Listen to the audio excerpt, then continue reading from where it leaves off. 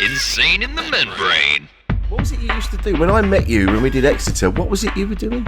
So I used to be a newsreader. So I used to read the news on like LBC and places like that, like Classic FM and stuff like that.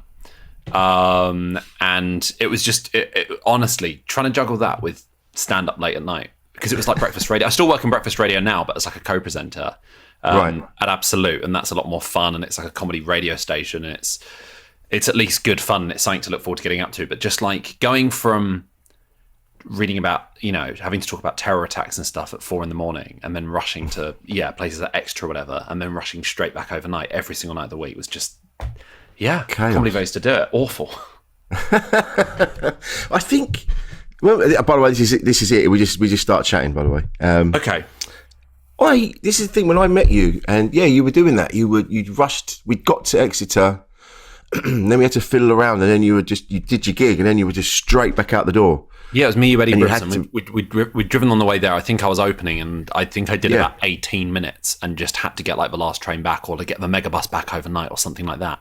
Because I think I was working at LBC. I think the shifts used to start at like 4:30 a.m.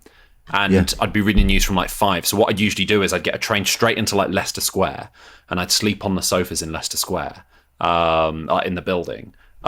Which, despite being like pretty soundproof glass, Friday night in Leicester Square, the amount of like chanting and songs and vomit permeates that, and it's so hard to get to sleep. Because it's one of those, because it's like quite a modern building as well. It doesn't have like traditional light switches that you can turn on and off. It's like permanent light. It's like motion sensor light switches. So I had to like walk through like Ocean's 11 like as slowly as possible if I wanted to be able to sleep. Because if I set the lights off, then it was bright like hospital lighting for at least an hour, and occasionally you get woken up by like the light coming on, which just meant rats. That was the only thing it could mean. Yeah, because that was because there's no one else around. It was I used to live like that every day.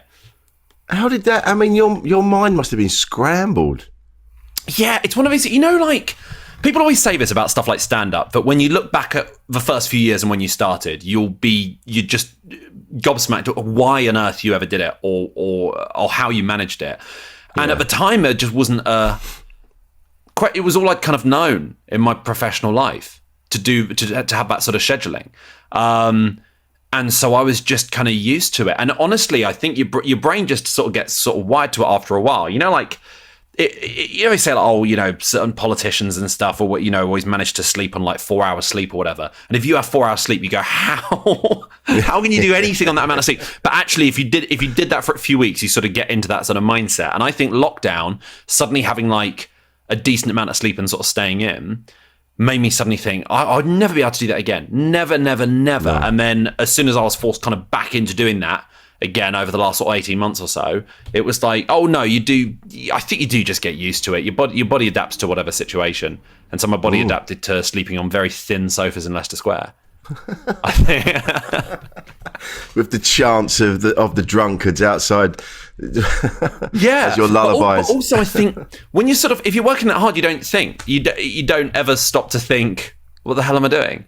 Because all you're doing is checking your diary, sort of going, what is the next thing I've got to rush to? It was just permanently rushing.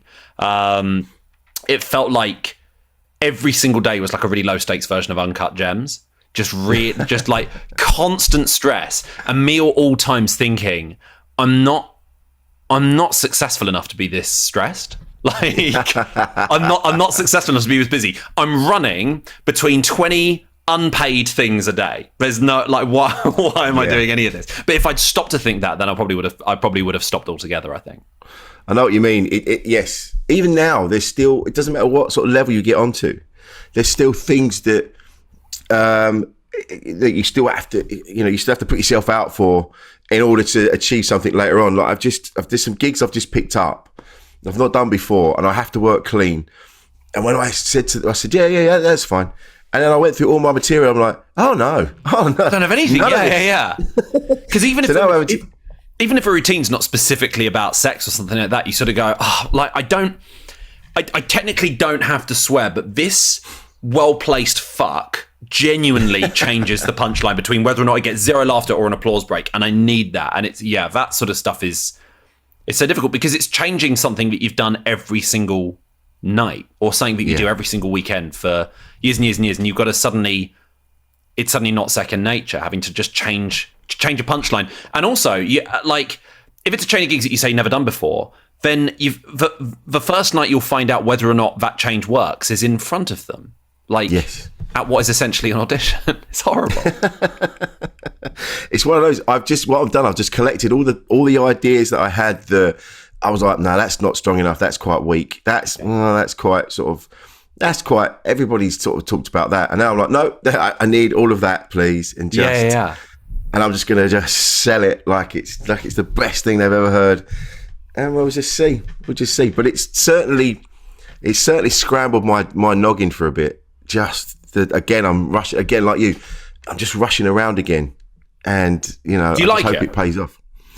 I'd rather that than not. Yeah, I think I'd rather that. I know when it gets quiet, then I think, oh no, that's it. I'm over. I'm done.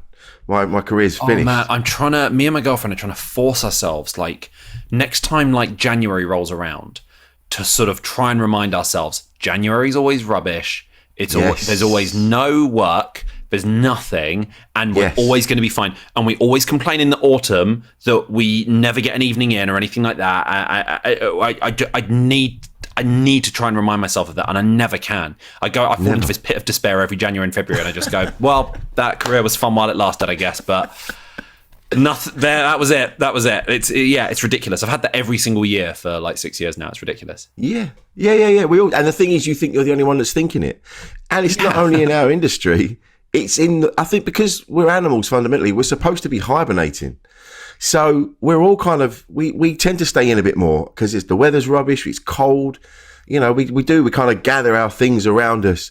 But then we start thinking, oh, is this it then? Is this it forever? Well, this is, because my birthday's in the middle of January. And so I always had this with regards to like, oh, it's really tricky trying to get all my friends to come out. And the reality I hope is January, no one's got any money, no one's drinking in January, the weather's really miserable. But all I'm thinking of, my thought process every year is, they're probably really busy being on TV. They've probably all got all those TV shows that are being booked in January. And friends of mine who don't even, I've got friends who are gardeners. They're not even looking to be on TV in the first place. And that's all that's genuinely what the first subconscious thought process is. And that's it. And that's how I think... I think one of the things, and this has been said in here before, I think the pandemic really made me realise that we are fundamentally all the same. Doesn't matter where we are successfully or where we are in life. We are fundamentally the same. We're all having the same worries in different brackets. Like, you're thinking, we're thinking our careers are over. People are thinking that their social life is over and they're not popular, and it's all the same. We're all the same. And I think that helped me through it. The pandemic, and not in a nasty way, not in like Ed Norton in Fight Club where he goes to all those like cancer support groups and it makes him feel better because everyone's lives are so much worse. Not in that way, but just in the sense of like, it reassured me that like, okay, everyone is in exactly the same boat, and I would have panicked normally about like, if I wasn't, say, doing the Edinburgh Fringe, which then just didn't feel remotely important. But if I wasn't doing the Edinburgh Fringe, say, this year, I'd probably sit at home and just be looking up online at all times, being like, everyone is progressing their careers and making useful stuff out of it, and I'm sat at home doing nothing, and I'd really panic. And actually, that was kind of useful to know. In 2020, no one was able to do that, and that kind of helped me through, but not in a gleeful way, just in a all right. Everyone is being forced to plateau. That was despite it being overall a bad experience for everyone, was a really like pivotal moment in improving my mental health. I think genuinely that period, because it was like, oh, none of this matters. None of what I've been striving for the past few years matters, and that's kind of a good thing. I didn't mean it in a futile way, but it was just like, oh, you can relax a bit more. And I'm trying to get into that headspace ahead of the Edinburgh Fringe, because I think that's the time when career stuff gets most on top of you, I think. And I'm so looking forward to, on like a Friday afternoon or whatever at like 5 p.m, just getting on a commuter train and just sitting amongst everyone else who is leaving Edinburgh for the day and just thinking, oh yeah, this is this is so unimportant in the wider scheme of things. Or just going to a different town where there's not posters of everyone you know on every wall. That's really handy as well. That's a really handy thing to do. And there's always in the festival, there's always a couple of people that are the talk of the festival. And it's there, and it's not personal that they're not talking about you. It's just that's just happening to them, and there's that tendency, I think, for a lot of comedians to go, "Well, I'm failing." Well, you're not failing. Are people coming to your show? Yes. Will you get things from this festival? Yeah, of course you will. So, Rich, I've lived with them. Do you know what it's like living with Phil Wang at the Edinburgh Fringe? Do you know what it's like as an experience? Last time we lived together in 2019, his run had sold out before we went up to Edinburgh. That was like it did, and then he did the big gigs in the big rooms as well. Yeah. It's but those experiences, you sort of think, look, how many thousands and thousands of shows there are, what percentage of people are genuinely having a good time? If that's the criteria we base it on, then exactly. It's as much as I find it such a useful experience and it's a wonderful event, I've never enjoyed myself there ever. Never. No, because of the stress. Just for the stress of it. It's a stress. It's 100% the stress. It's like I've always seen it as the youre levels, but the entire country can look up your results online. Like that. That's what and I think.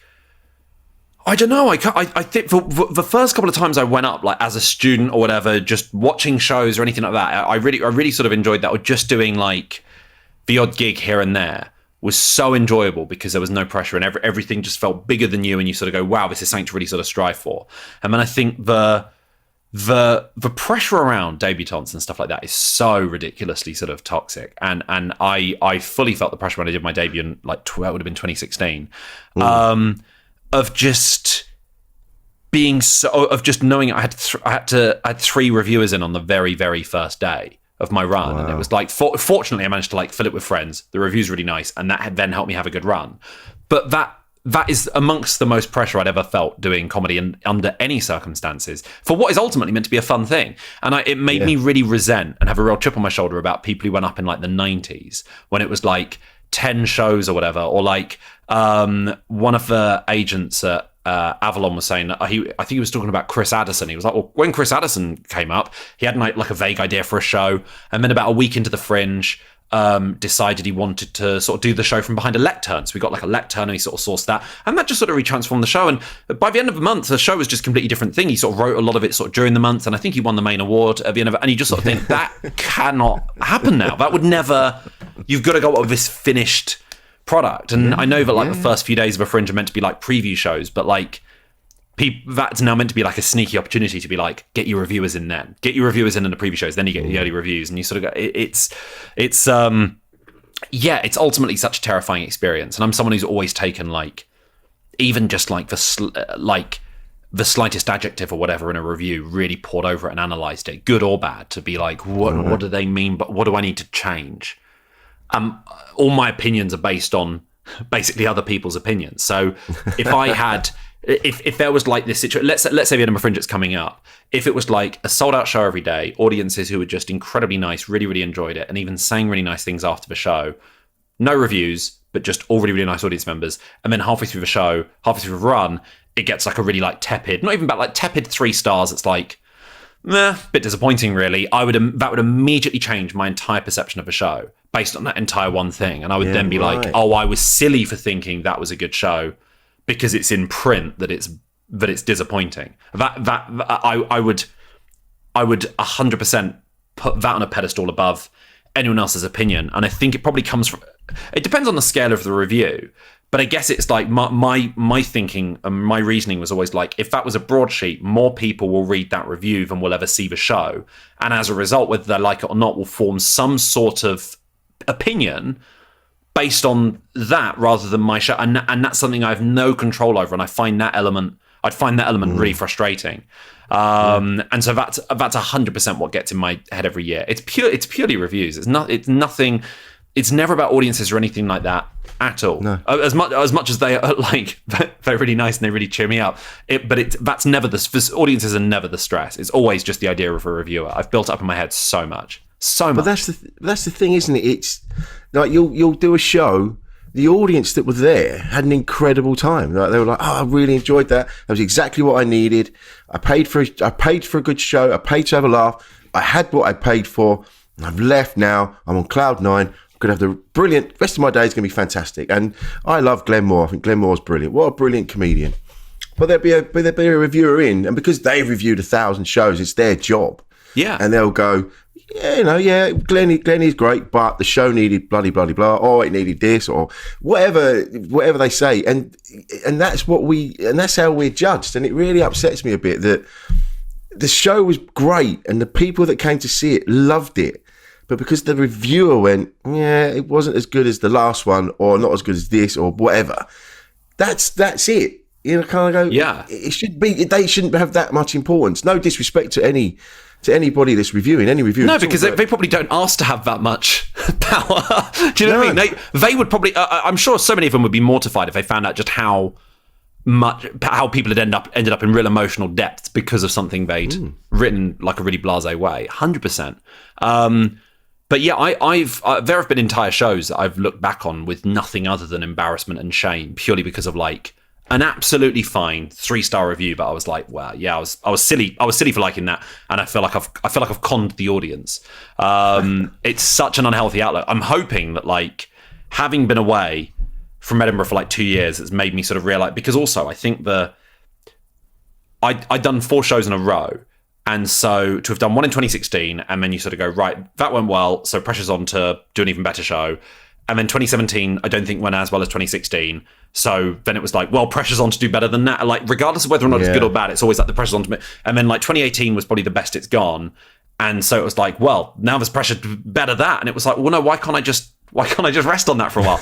And then so year on year, it just kept on getting more and more pressure. And I'm hoping this year, with the Edinburgh Fringe very, very fast approaching, that it'll be like, I think I'll probably go into it with a bit more of a zen attitude and not.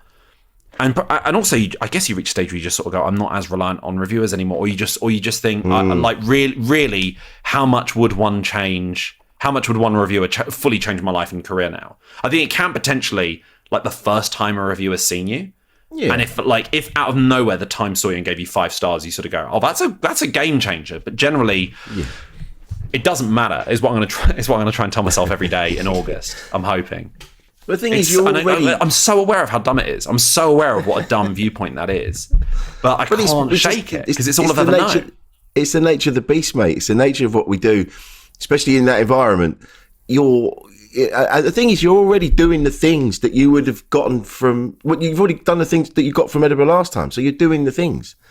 You know, that's it. I don't know what I'm. Do you know what it was?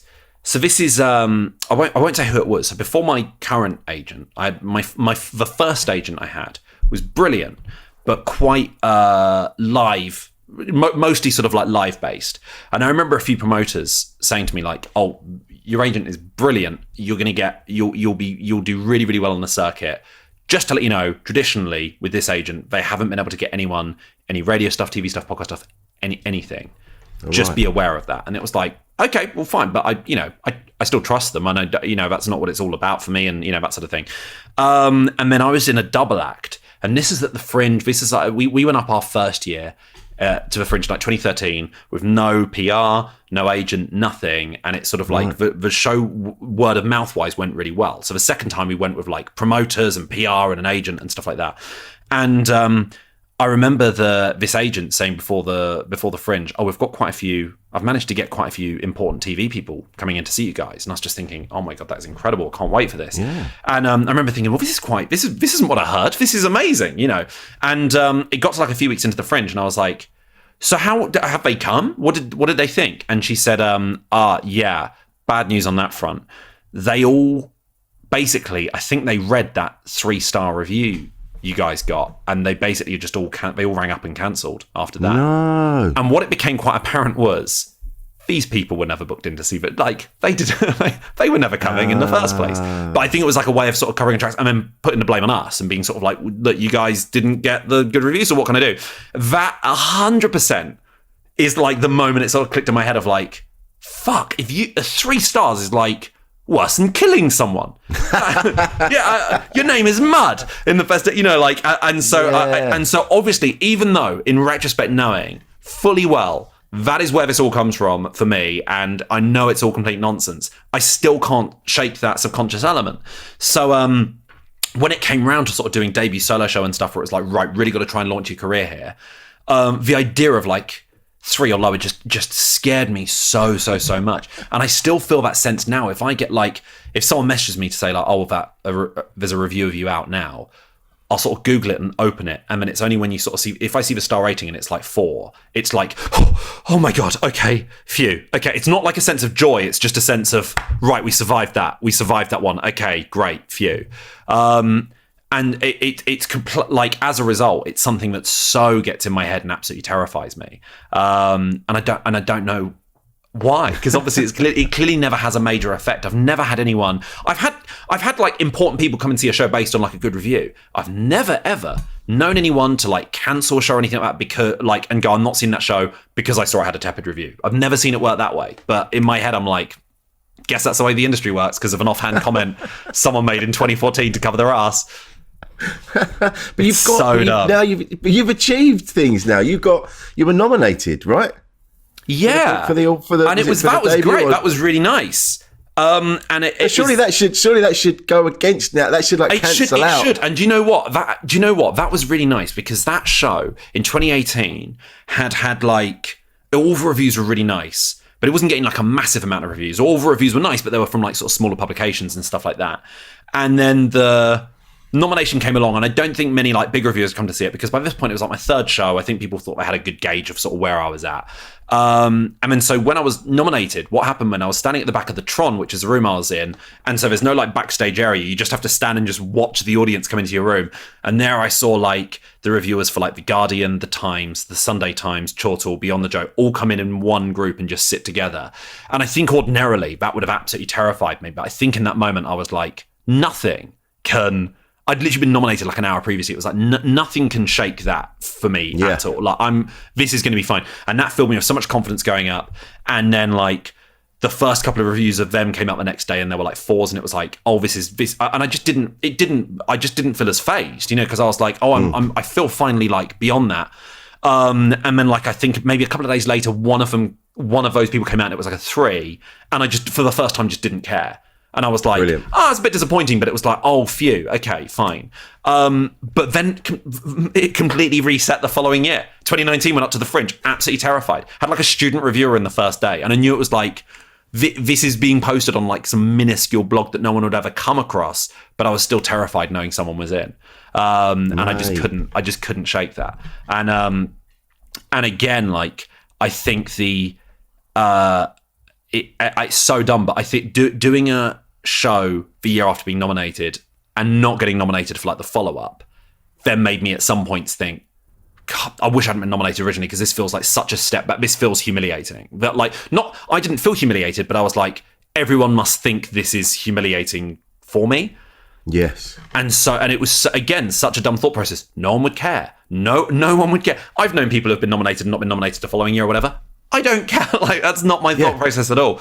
But to then subsequently take the show on tour, I felt really embarrassed, and I felt really guilty doing that show every night because I'd be sort of waiting in the wings and being like, I'm about to con a really nice audience who have maybe arranged for babysitters and have had a nice night. Maybe this is the first night out in ages, and people have spent a lot of money on these tickets and stuff. You know, it's just, I thought, and I'm giving them an absolute heap of shit because this show is a backward step from last year. Even though it was like, I know the show was better than the previous year, and I was so proud of it going up.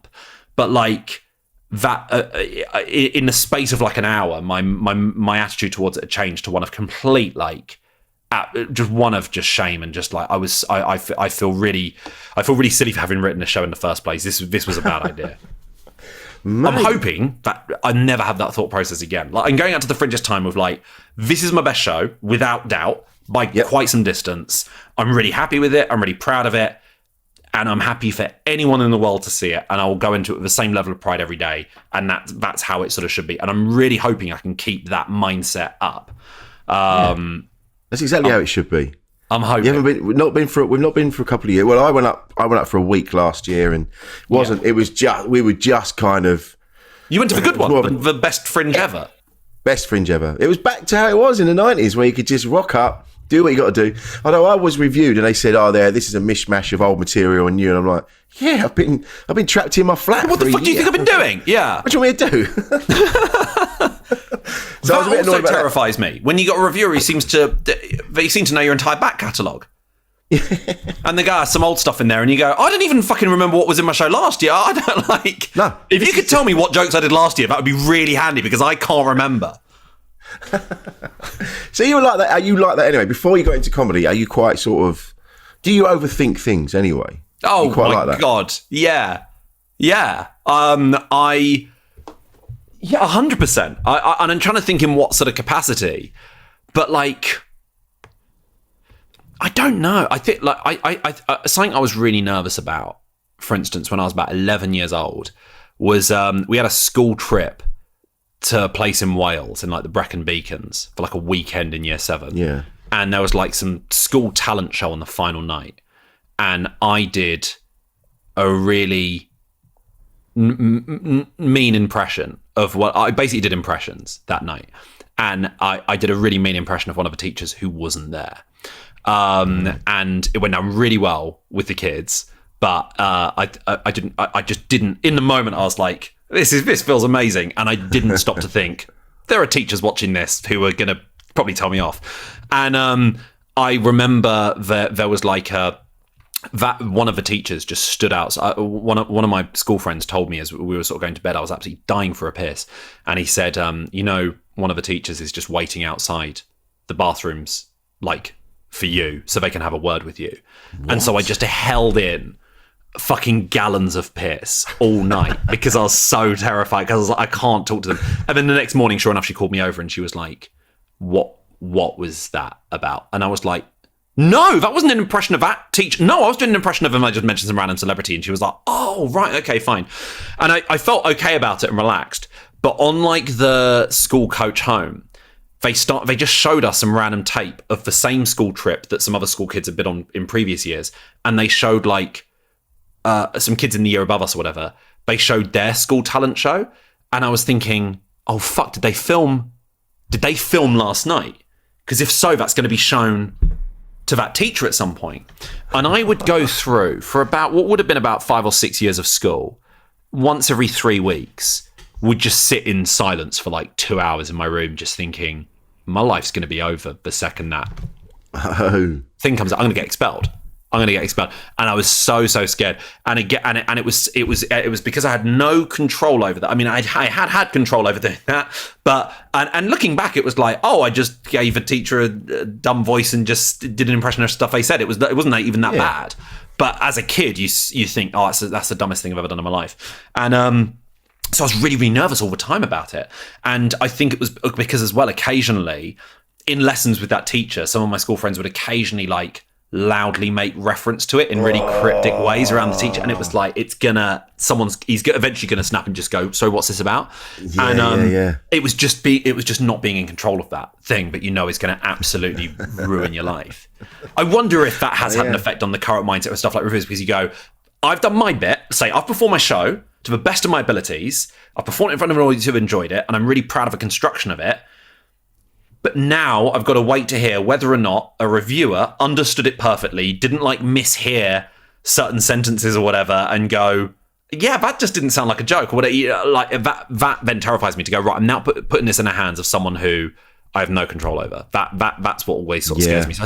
So I probably wasn't like that before the age of about 11. Then that happened, and then I think I was really overcautious for a lot of like my teenage years and stuff like that, and I'd almost like this sounds ridiculous, but I think I'd almost like practice if I was going to like a party, I'd practice stuff in my head that might come up as a conversational topic and stuff like that, and be like, what would I say in that situation, and just to make sure that you're as in control of the situation as possible. And very occasionally, in some like Slumdog Millionaire-esque way, someone would say the exact thing that I had like the perfect answer. So you'd occasionally come up with like an amazing joke that looked like it was like on the spot. And in reality, you don't want to tell people, no, that's I actually got that joke from a conversation I had in my head 3 weeks ago about this bowling party.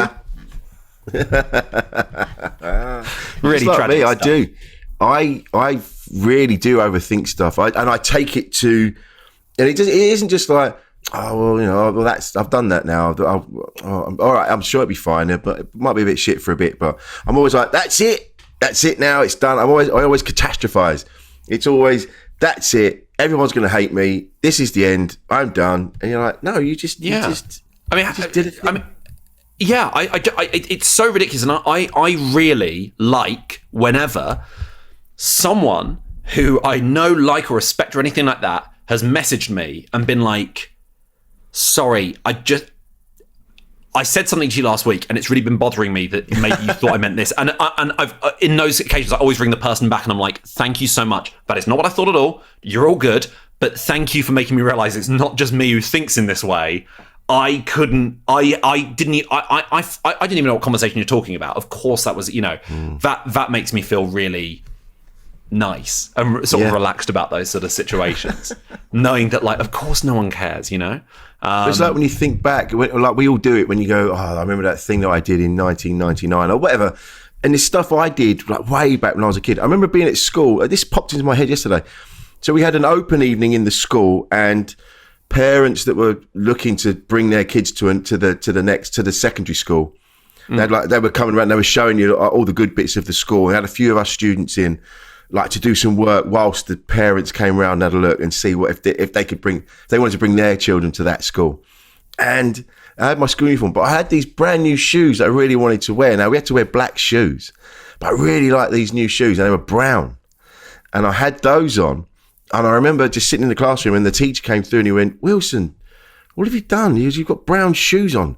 I'm like, yeah, but they're new. You mean this is to show the school, show that the school is the best school in the area, and you wearing those shoes just shows a lack of discipline. I just said, never know. And this was in 1987, and I was like, oh God, I remember that. I bet he thinks I'm an idiot. I'm like, he doesn't know it's me. I'm a 50-year-old man now. This is if even he's not going to, but even if he was ever to think about it. He's not going to go, there was a little boy with brown shoes on. He's not going to think, oh yeah, he's a 50-year-old man now. He does stand-up comedy. I'm not that person. Why am I worried? But do you still think about it? Does it still pop into your head as like, fuck, I made a mistake there? Yeah. That's all the time. Like, oh God, that was a ridiculous thing. Like when I used to work at Curry's after I left school. And the guy, I've mentioned this on here before because it bothers me still. The manager, when he took me on, he knew I wasn't great at the job, but he took a chance. He took me on, and then he gave me his commission. He said, look, you can have my first couple of months commission just to get you in the door because the money's not great. Wow. And I ended up just, I abandoned the job. I couldn't do it. I was so ungrateful because I was a kid. And even now I'm like, oh, I want to find him and I want to tell him that I realise now what he did for me. Yeah, he's not thinking that. He's thinking there's a 16-year-old kid that took the piss. Yeah, and it was 2 months out of his whole life. And, even if he was pissed off, it's probably fine. Like, he doesn't remember me. Yeah, but I kind of want to, I don't know about you, but I'm just like, I need to know. I need to know they're okay. Like, this isn't so much about me anymore. I need to know that they're fine. I had this is so weird, this radio station I worked at when I used to live in Sheffield, one of the presenters, he'd sent like a demo tape to a big station. They'd been like, yeah, we'd love for you to present on one of our shows. And like that day he like slept in or something stupid like that. And then was so anxious, didn't turn up to like the second show either. And was really, really nervous about it. And he said, the boss has emailed me and I can tell it's not gonna be a nice email. Can you read it for me? And I read it and it was, this guy's career was over, Yeah. And I just had this email in front of me and he said, do you know what? Don't tell me what it says. I don't want to know. And he just carried on with his regular job, didn't think about this big radio station ever again. But I was like, how do you not want to know what's in that email? If I heard someone's angry at me, I need to know. Like I need to know, and I need to know that they're not still angry. This always used to bother me in films and TV shows and stuff like that. If I saw something dreadful happen to like a character, it was fine if I saw like that through to the end. You sort of go, this character's really miserable, and then at the end they die. That's sad. Okay. It would bother me more if there was a character you saw, like some background character, something dreadful happens to them, and then you never see them again because I'm like, are they all right? Yeah. I don't know. I just like it was really weird. I like. for some reason, when I was like a teenager, I saw Final Destination 2, which is just the dumbest horror film. And you see all these characters, dreadful things happen to them, but you see them from the beginning of their lives to the end of their lives. Not the beginning of their lives, but you see them from like the beginning of the film to the end of their lives, and you know how that's sort of resolved. And you don't care about any of them. They die in horrific circumstances, but you're like, these are such poorly written characters, I don't care. Then the film ends with a barbecue where a barbecue explodes. It kills like a kid, and he gets killed in front of his mum, and the mum screams, and that's meant to be the funny ending to the film. But I remember just being really bothered as a teenager, being like, what? That was her only kid. Why? You can't end a film like that. That's horrible. I need to know that she's like, in time, went through a grieving process, and they maybe have another kid who we just didn't see on the screen, and so they've at least got some level of continuity in their family. It just, for some reason that just really, I just needed to know. I needed to know. So that's why, like, if I've ever known anyone's like pissed off at me or something like that, I'll happily lose all dignity in myself and just be like, I'm really sorry. I really need to know that you're not still annoyed at me. Or it's utterly pathetic, but I'm just like, I need it for my own sake. I think it gets easier as you get older, because I was the same. It used to keep me up at night. I had this mad need to be liked by everybody, and you just can't. You're gonna rub up the wrong way against people. Things are gonna happen. You're gonna fall out with people, and it's not nice. You don't want to do that, but it happens. It's just part of life. But now I'm at a point where there's a couple of people that I just know now. I'm like, look, we're never gonna make it right. For my part, I'm sorry that we've fallen out. I didn't want it to be like that. But for some reason they're like, no, you're done. And you're like, yeah, but we were both to blame for this. But I will never get what I need from that. So I've got to let it go and go, all right, fine. I've apologized. I've said sorry. Yeah. If you want to carry it on, fine. But I've done my bit. And it's difficult. Now and again I'll go, I should ring him.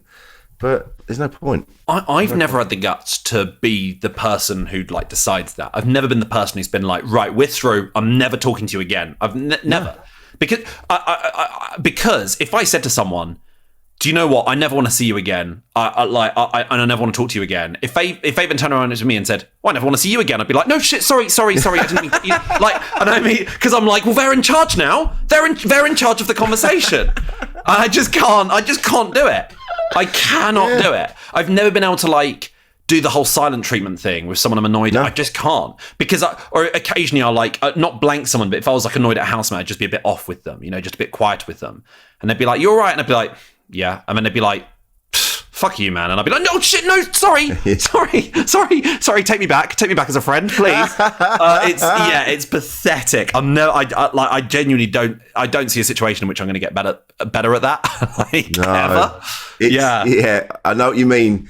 I'm the same. There's a couple of people that too many things have been done where you kind of go, listen, this is fucked. I deserve better than that. Yeah, I'm not gonna tolerate that. I was talking to someone the other day, and they went, I bet if they messaged you and said, can we talk, you'd bloody talk to them. Yeah, bloody would, wouldn't I? Yeah, I would. Because don't you want everything to be better with everyone? Do you know what I mean? Like, I imagine for some people there's a certain satisfaction in being like, oh yeah, I cut that person out of my life completely. I'm sure there's a satisfaction there, but at the same time, I'm like, do you just want everyone to be? I don't know. I don't know. But yeah, I don't know if it even comes from a need to be liked as such. I think for me, it just comes from a need to not be in trouble. I'm really scared of being in trouble. I can't make as an adult, it doesn't come up. I'm a self-employed individual who, like, if I got like in trouble with a comedy promoter, like I can't think of any. Even like the biggest comedy club chain, if they just suddenly turned around to me and went, we really didn't like your set the other night, we don't want you to ever come back. Obviously, I'd be absolutely gutted. But I cannot think of a chain where that would be career ruining for me, where you go, I don't know how I'm going to... I'm at that club there's no place I perform at every single week or every single month. There's no place there's no one place I'm really rely on. And so, I'm just absolutely terrified of being in trouble. I think I probably chose the wrong jobs for it. As someone who is scared of being in trouble, like, because obviously, like, in comedy, you're meant to say stuff. I'm not one of those people who subscribes to the notion that sort of like we're meant to push buttons and be the most outraged. We're meant to say I don't mean that. I don't mean that at all. But like, the whole point of comedy is a punchline comes from surprise. If someone predicts a punchline, they don't laugh at it. It comes from surprise. So sometimes, you say stuff that's really disgusting or really... And obviously, I'm not someone who's in any way a controversial comedian, but, occasionally you have to say something that's really gross or really shocking or whatever like that. But also, you never know what's going to... You never know what's going to push someone's buttons. And, I had... I was doing a preview a couple of months ago, and someone came up to me and said that this was the first... They used to come to this club all the time with their sibling, and this is the first time they'd come since their sibling took their own life. And I was like, I'm really sorry to hear that. And congratulations on coming back today and stuff like that. And they said they'd sort of enjoyed the comedy night. And they said, she said, I felt a bit, she said, it's not a criticism at all, but I felt a bit like tense, I guess, when you made that one joke. And I thought, in my set, there is a joke about, it's about Hitler's suicide, but it's about suicide nonetheless. And I suddenly thought, oh shit, it's about that. And she mentioned a joke I'd done about a particular object, and that particular object was what her sister had used to take her own life. And I just thought, oh my god, it's such a minuscule object. I would never, you never know with things. I had a joke about a speedboat in a show I did a couple of years ago, and someone came up to me afterwards and went, my best friend was killed by a speedboat, and it was like, I'm really sorry.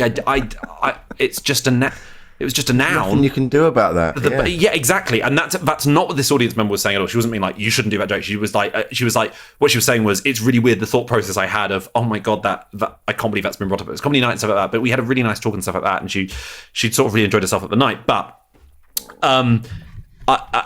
but in that regard, if you're scared of being in trouble, then comedy is the wrong career for that, because you never know what you're going to say that could upset someone in that particular moment, and similarly, the fact that I used to work as like a newsreader was a terrifying job to have, because if you breach Ofcom's broadcasting guidelines severely enough, you can go to jail. If you say the wrong stuff about someone on air or anything like that, you can accidentally, defame someone, commit contempt of court, and all this sort of stuff, just purely from just saying words. There was a story I covered years and years and years ago, where it was something that a domestic violence charity were doing. And I interviewed a woman who'd been a victim of domestic violence, and we did this big story and feature on her. And her family really got behind this story we were doing.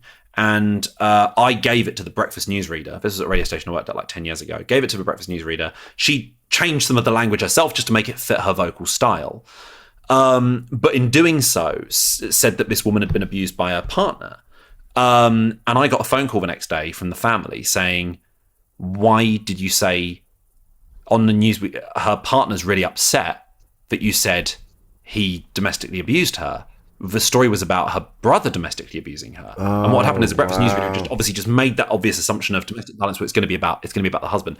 Yeah. And I was just absolutely, I felt awful for that sort of mistake and really apologized to the guy. It was the other newsreader who'd made the mistake, but I just thought one of us here at this radio station is going to really, really be in deep, legal, serious trouble as a result of this. And it was just through just the slightest misstep of just saying a sentence.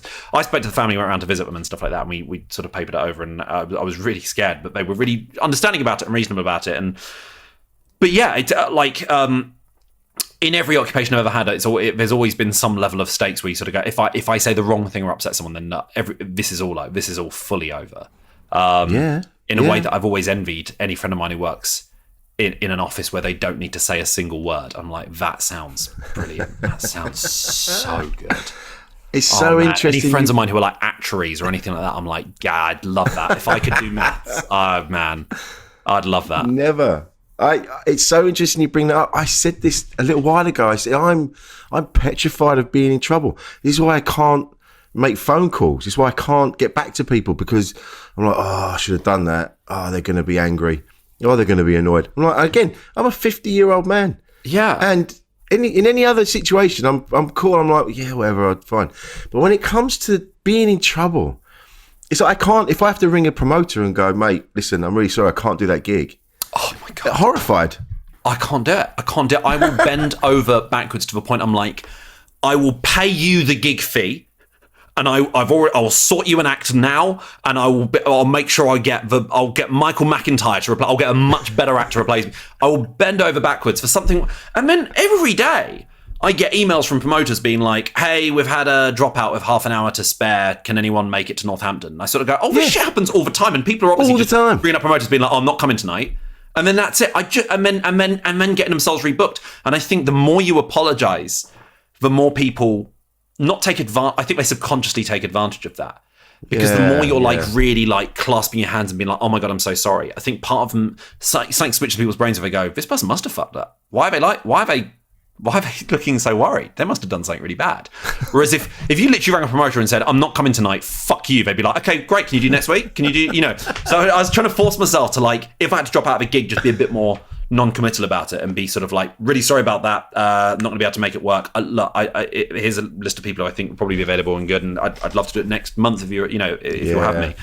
But because also, if someone's late replying to you to an email, Rich, do you get really angry? No, exactly. No. I don't know anyone who does. I don't know anyone who sits snarling at Gmail every day, furious every time a message comes up, because people have got other shit going on in their lives. But in my head, I've still got like this idea of like that everyone's a teacher and that everyone is like, all my teachers at school I found absolutely terrifying because they put on this demeanour of being terrifying teachers, which is I just can't get my head around that thought process. I understand if someone wouldn't necessarily want to like try and be like the cool teacher or anything like that. But I had teachers whose entire demeanour, which you'd see them sort of laughing with one of their colleagues. And if you needed to get their attention, you sort of stand near them. They're having a real laugh and joke with one of the other teachers. And as soon as they turn to you, their face just turns to a snarl. And it's like, what is it, you wicked boy? And you sort of go, what the fuck are you doing? Who talks like that? No, who naturally speaks like that? Why do you hate children so much? So why are you at this school? It's so weird. And so as a result, in my head, I'm like, well, that's what all grown-ups are. All grown-ups are like that. Oh, man. I can't even remember his name. He was the French teacher. Imagine if I just answered that for you. If I went, yeah, it was Mr. Stanmore. It was something like that, actually. And he looked like a vampire. He was always hunched over. He always wore the same clothes. He was quite a hunched over, just a very creepy looking dude. I'm sure he was probably a beautiful man. Grandkids, wonderful human being. But he used to sit in the lab and he'd sit up on his thing and you'd have the headphones on and you're doing your French thing. And then you knew when he was listening to you because you'd hear the click and then you just see him glaring at you with his vampire eyes and it used to horrify me. And then he'd come over and then he'd come through the headphones. He's like, no, that's wrong. Do it again. This, and to the point, that's the class I used to bunk off the most. I just couldn't face it. I just have nightmares about him. I couldn't go. I have nightmares about my DT teachers. I haven't done DT since I was 16. Like, it's so dumb. And I didn't even want to do DT. And I remember at the time thinking, I'm so scared of these people who are furious that I'm not as passionate about DT as they've decided I should be. And little do they know, I am not ever, under any circumstances, going to go into any profession that would require me to have a good understanding of systems and control or resistant materials. But it's so dumb. I hope teachers aren't like that now. I can't imagine they are. But they have to be. But there must be people I went to school with who have gone on to become teachers and when they're 60 will be sort of calling children wicked and insolent and stuff like that. I think it was just different back then. I think, especially even when I was a kid, I remember one of my teachers, Mrs. Pauls, and this was in the junior school, and it was a summer, and she came in, she went, I like it when the little boys have got their shorts on, because when they're naughty, I can smack their legs. And it's horrifying. You sort of go, well, that person's really ill, aren't they? They're really unwell. Yeah. If that is your dream, you like better access to a kid's legs to hit them, is crazy. I got, the first time I ever got really, really yelled at was in I must have been about 6, maybe 5. And it was at infant school and we had to colour stuff in. I didn't know I was colourblind at the time. And I drew the sky as like purple and a tree as like, the grass was all brown and stuff like that. And I drew a person as what I thought was like pink, but it was purple or, and she just like screamed at me. And in my head, I'm like, have I altered that memory in my head and changed it? But like, no, looking back, I remember it so vividly. And she was like screaming at me, furious at what a silly, silly child to have drawn the sky as purple. and made me sort of show it in front of a class and stuff like that. And then, and looking back, I'm like, what was the thought process there? Like, what was her thought? Like, some serious shit must have gone down in her personal life to take that out on a child, you know. And again, wouldn't, you know, if you reminded of her of that now, she probably wouldn't. I mean, fortunately, I think she's dead now, but like, that would not have played an effect on their life at all. No, you know, the people who are nastiest and most evil do that stuff all the time. So that's why it's all the more sort of surprising. I think I'm someone who's not very.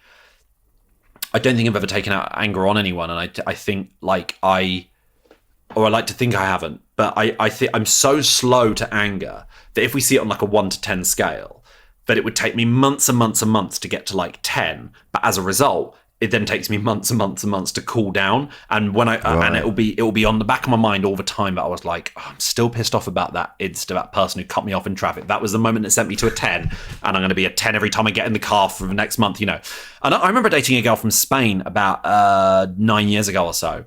And what happened was she'd go to 10 in a split second, and as a result, she'd go back down to 0 again within a split second. So everyone's got their own scales of anger. So what happened is we'd walk out in traffic, a car wouldn't a car would like sort of screech to a halt. She would like smack the bonnet of the car, scream at the driver or whatever. we'd go into like WH Smith's or whatever, and I'd sort of go, what was that all about? And she'd go, what? And I'd go, the car thing. And she'd go, what car? Oh, that. Oh, yeah. And she'd just forgotten it. And it was like, if someone yelled at me like that, I would remember that for the rest of my life. I remember every single time in my life I've been told off. It's been about 20 times. I remember all of them. It's like, it's so mad. I have an aversion to men with moustaches because when I was 6, is that why you grew one as part of a beard? To be like, I think I was trying to counteract the feelings because I worked at this. It's Batman dressing up as a bat. And I was working on this stall, and this guy had this, I don't know, I can't remember what we were selling. It might have been just secondhand stuff. And I was only 6. And I just remember, for some reason, I just ended up going to sleep. I was part of the Cubs, and we were supposed to be helping, but I was 6. So I just ended up curling up in a ball and falling asleep. And I remember being woken up, and this guy was standing over me, screaming at me, just going, "You're useless. You are useless. Stand up, stand up. You're supposed to be helping me. You're supposed to be helping me." And then the other kid that I was with, Simon, he got all these cans of pop and all this other stuff, and the guy just hated me. And I'm like, and I just had to, every time I see someone with a moustache, I'm like, oh, that's that fella. It's that guy. Yeah, and I was 6, 44 years ago.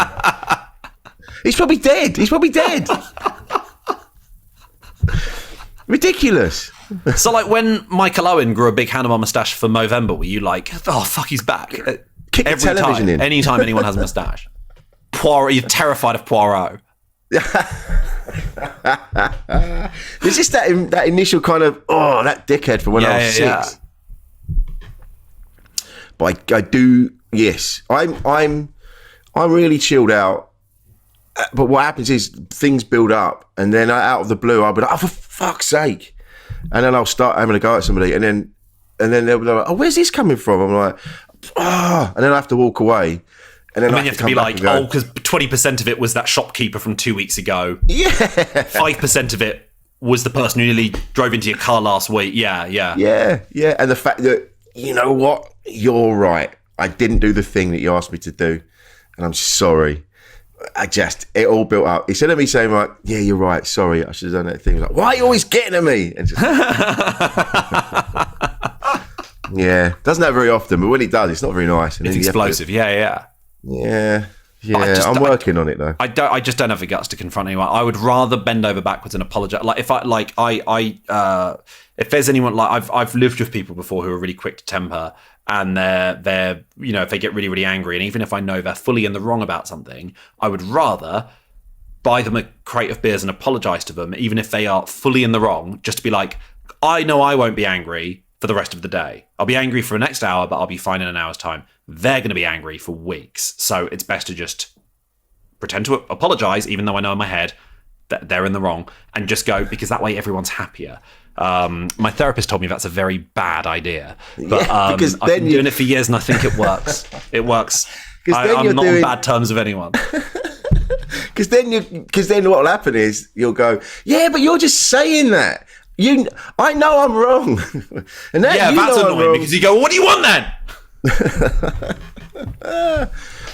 I don't know. It's not necessarily bad terms, but yeah, there's a couple of people that it's bad terms, but that's because relationship went south, and that just happens. But I mean, relationships is a separate thing. I think there are friends from school and uni and personal life and stuff who I could probably get in touch with now, and they'd probably be a bit surprised.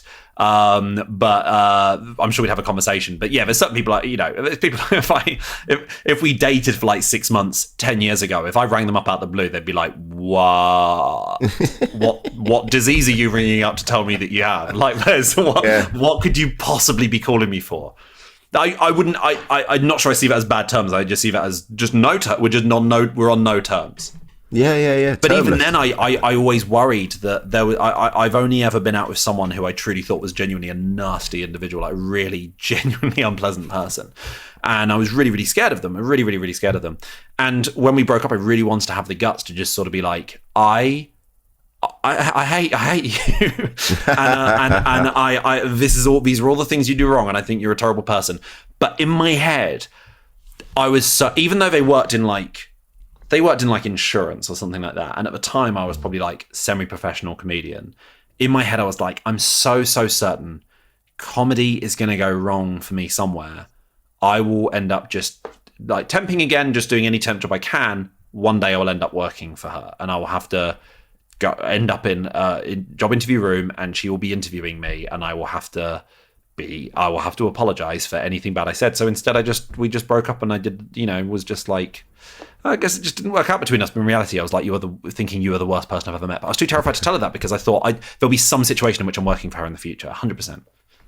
It'll be somebody else that will say it to her. It's not your place. You're not that kind of person.